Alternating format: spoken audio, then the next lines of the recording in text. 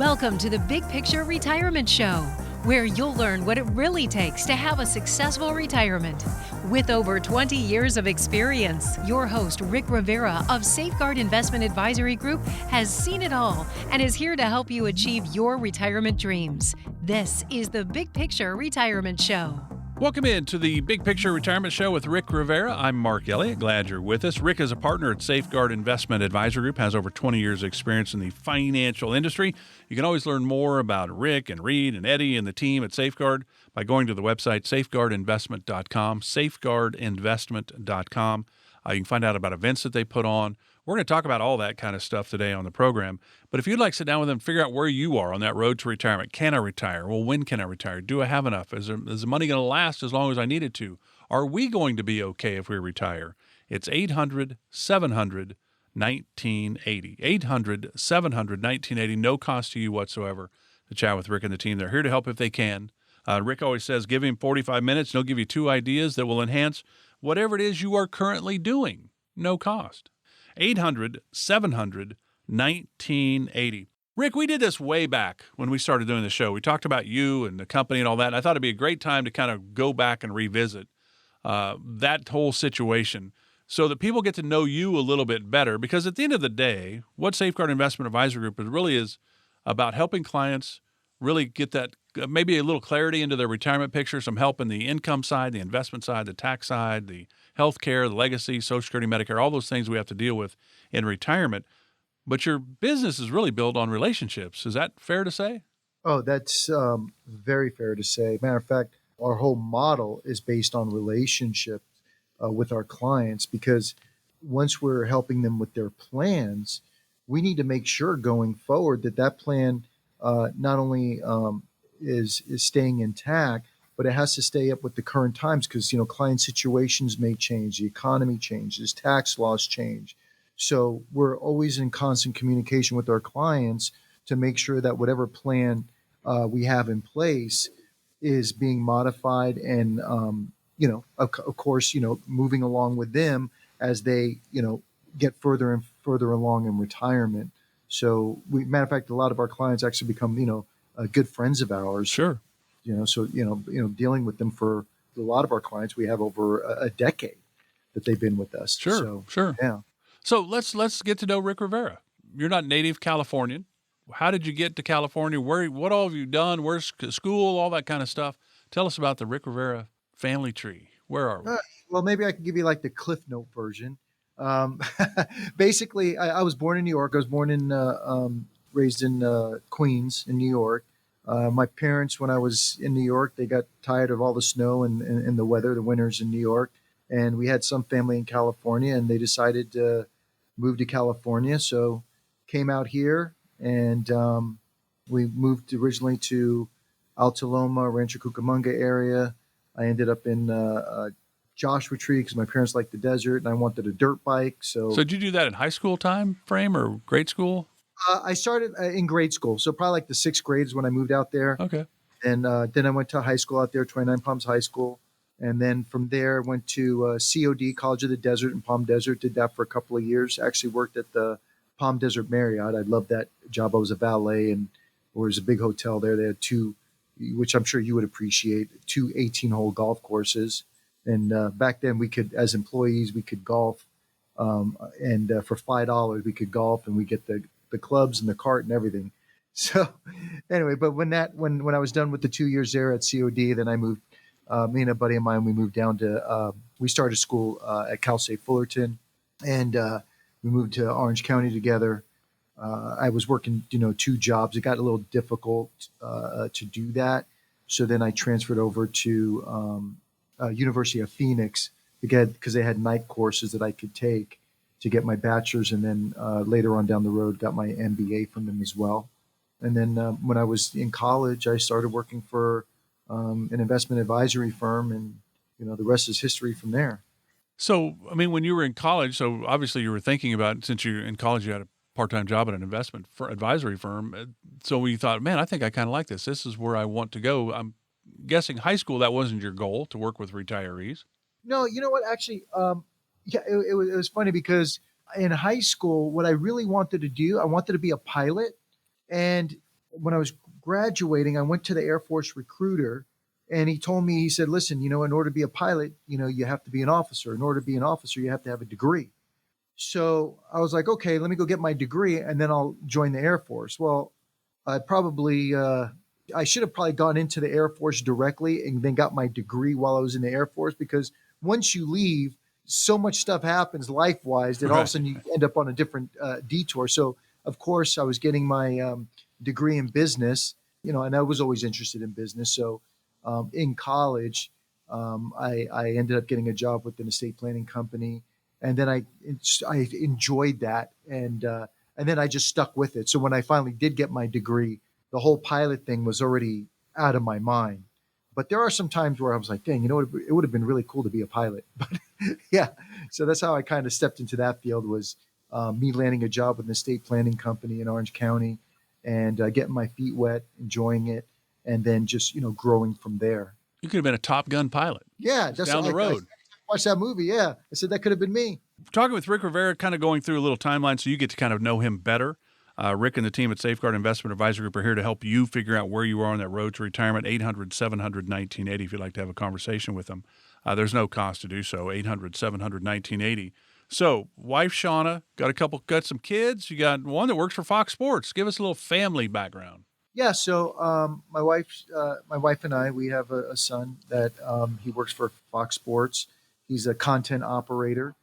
Basically, what that is he has a team of guys that he's in charge of, and what they do is all of that. Like whenever you have like a Fox Sports app, like on your phone, they make sure that all the games and all the feeds get into your phone properly, and they make sure that depending where the games are at, whether it's East Coast, West Coast, all the right games are playing on the right channels, and so he makes sure all those feeds get into the phone.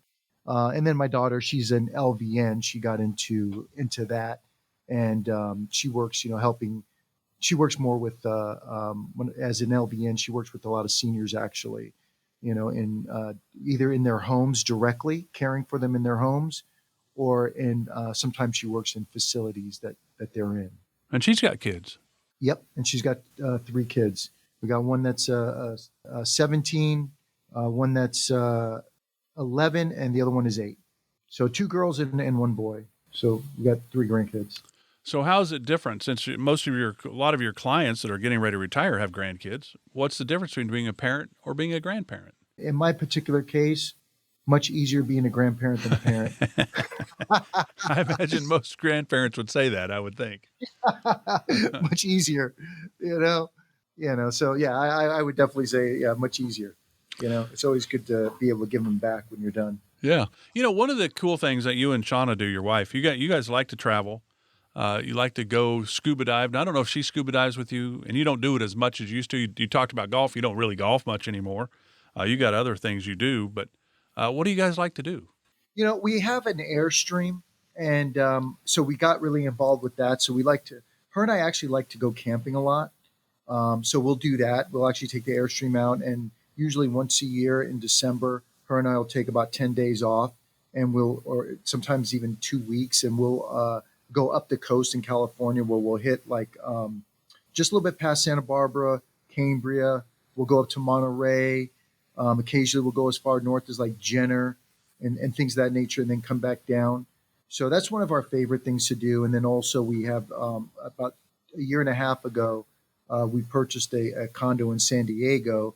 So we also like to go there on the weekends, especially when it gets real hot here in Corona, especially in the summertime. When it's over 100 degrees here, we'll shoot down to San Diego, and it'll be 15 to 20 degrees cooler.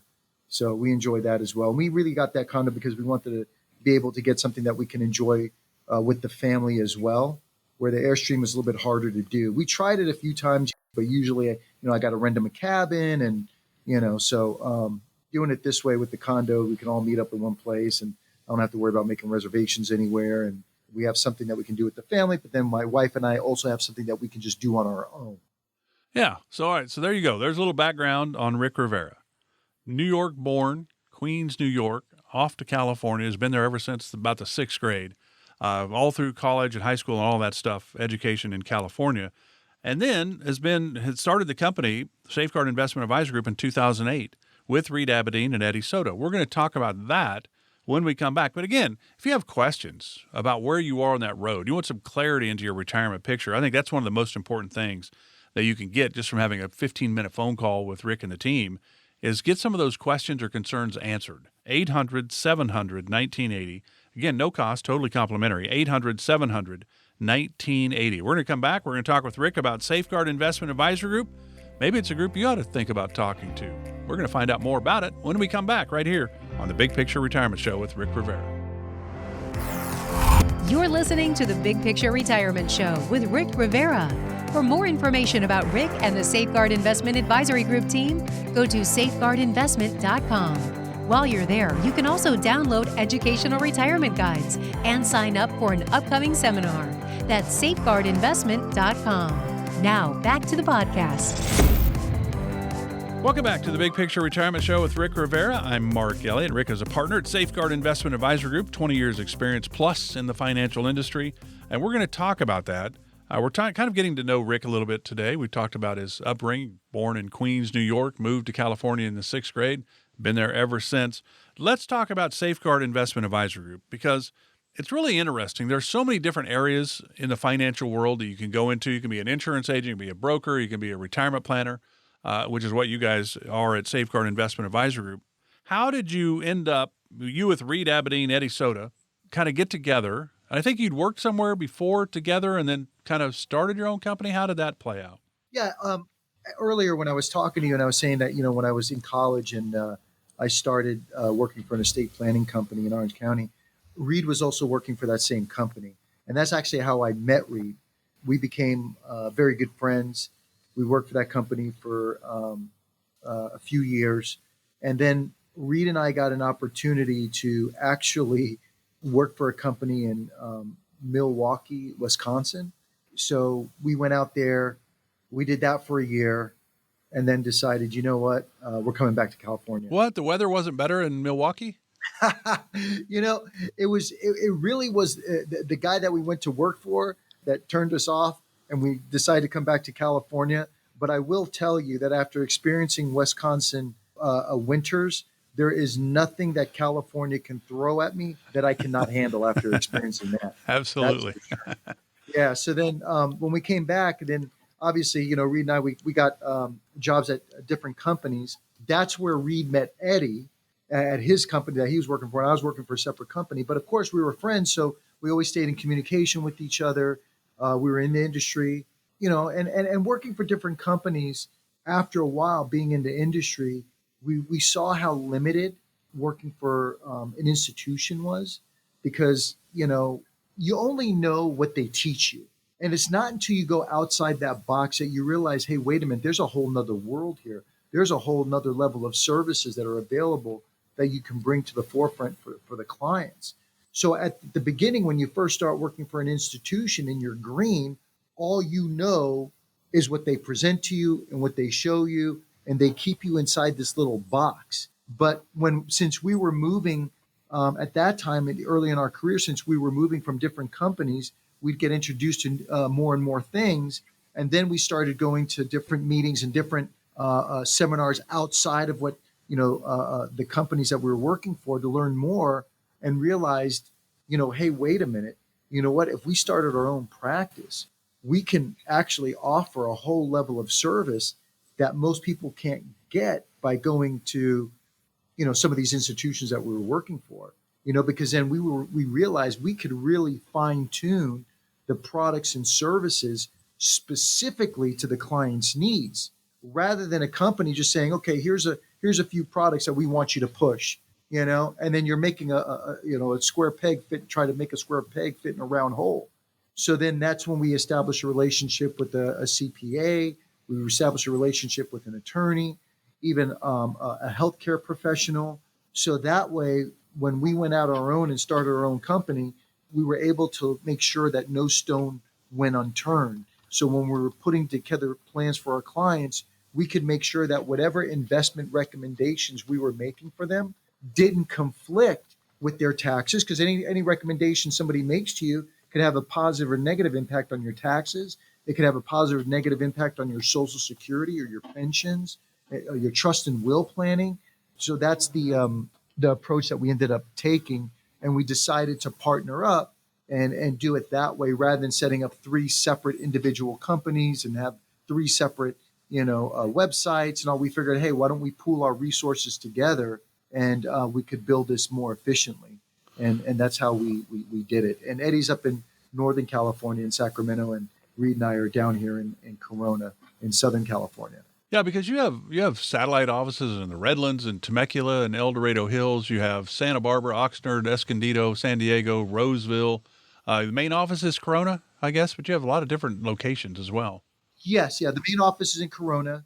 Eddie's up in Sacramento, but then we have offices Santa Barbara, Oxnard, Escondido, and in La Jolla as well in San Diego. And then we do have satellite offices, like you mentioned, like I have one in Temecula, one in Redlands, that we use for more convenience purposes for clients that are out in those areas to make it a little bit easier. Yeah, where you make the travel, they don't have to. You go meet them, kind of, yeah.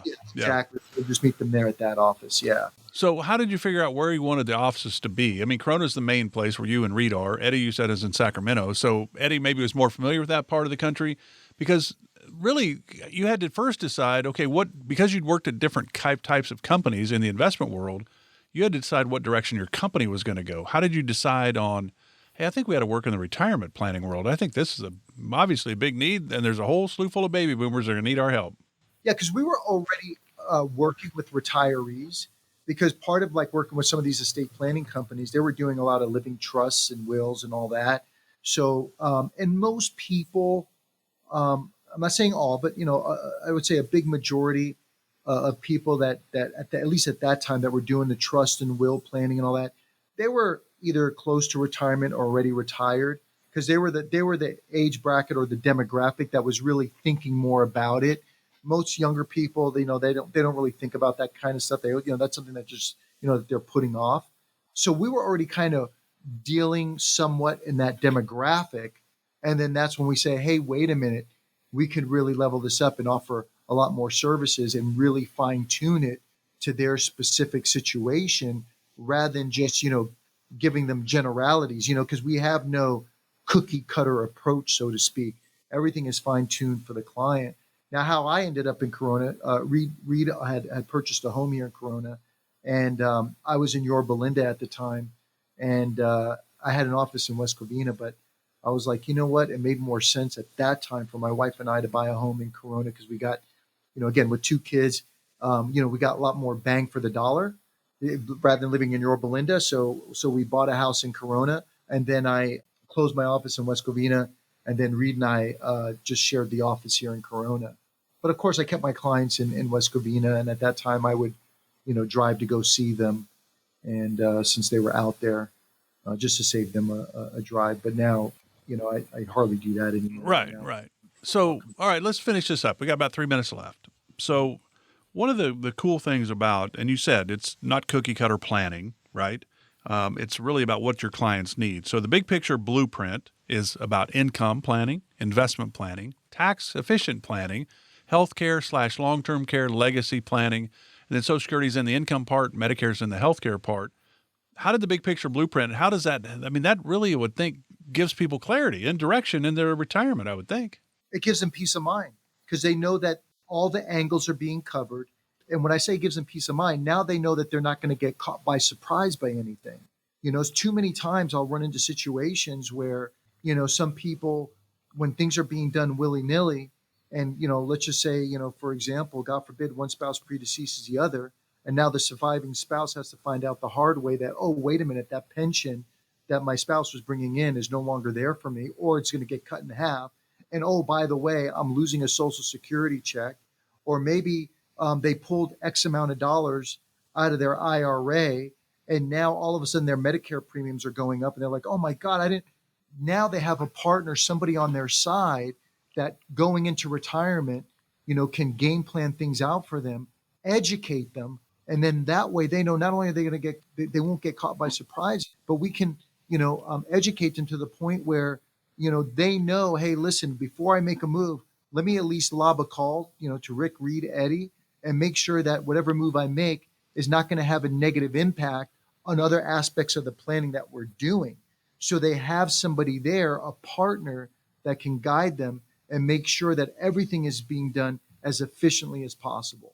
All right, final minute, and I'll let you wrap up the show. But I think one of the most important things is you allow people the opportunity. It's their retirement, it's their money, it's their hopes, it's their dreams. You're not going to tell them you have to do this or you have to do this. You're going to recommend some things to them, obviously. But at the end of the day, really what you're doing, I think, is you give people that have the wherewithal to be able to do it, to do the things they've always dreamed of, to travel, to get the new car, the whatever, but to have more freedom and the ability to spend money during those go-go years than they would if they had no plan, I think. You give them the confidence that, yes, you can do that, or, hey, maybe we should wait till next year to do that. But you're walking hand in hand with them. Yeah, if they want, the ability to get the full picture, be educated, and at least know what their options are. They don't have to implement the suggestions, but at least know what the options are and what the opportunities are. That puts them in power. They can choose what they want to implement or not implement, but really the education is the big thing. And, if anybody has questions about any of this stuff, just give us a call. It costs you nothing. And I'll be happy, Mark, like you said earlier, I'll give them 45 minutes. I'll give them an hour of my time. They leave their checkbooks and all that behind. And if they give me an hour of their time, I've been doing this long enough that I will be able to give you at least 2 ideas that'll enhance whatever it is that you're currently doing, for sure. So again, that number to talk with Rick and the team at Safeguard Investment Advisor Group is 800-700-1980. Might be the most important phone call you make. Gives you some clarity into your retirement picture. And you think of all the big Fortune 500 companies, they all have chief financial officers. Do we, though? Do you, as a family, as an individual, do you have somebody to help guide you? That's really what Rick and the team at Safeguard could be for you. But it just starts with a phone call. No cost for this whatsoever. 800-700-1980. 800-700-1980. Rick, as always, enjoyed it. Enjoy the rest of the weekend. We'll do it again next week. Great. Thank you so much, Mark. Have a great day. Firm offers insurance services. Safeguard Investment Advisory Group, LLC is a registered investment advisory firm. Investing involves risk, including the potential loss of principal. Any references to protection, safety, or lifetime income generally refer to fixed insurance products, never securities or investments. Insurance guarantees are backed by the financial strength and claims-paying abilities of the issuing carrier. This radio show is intended for informational purposes only. It is not intended to be used as the sole basis for financial decisions, nor should it be construed as advice designed to meet the particular needs of an individual's situation. Safeguard Investment Advisory Group, LLC is not permitted to offer, and no statement made during this show shall constitute tax or legal advice. Our firm is not affiliated with or endorsed by the U.S. government or any governmental agency. The information and opinions contained herein provided by third parties have been obtained from sources believed to be reliable, but accuracy and completeness cannot be guaranteed by Safeguard Investment Advisory Group, LLC.